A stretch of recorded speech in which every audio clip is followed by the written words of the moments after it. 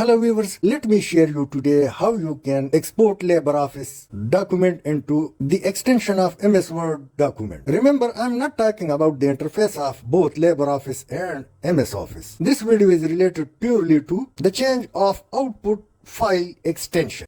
So click Tools, then Options of LibreOffice. Now click Load/Save. And now General, and in General we will change three things you will shortly see. Now text document is related above, so let me change the ODT extension to docx 2010 to latest version of MS Office.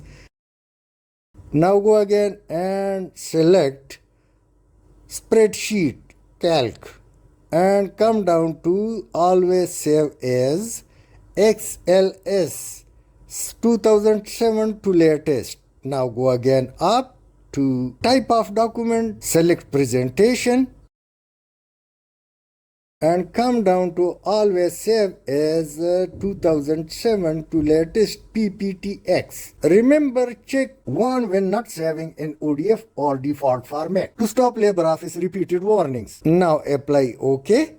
Now close it and once again open it. Now in case if I save a file, so that would be with the extension docx or MS Office extension.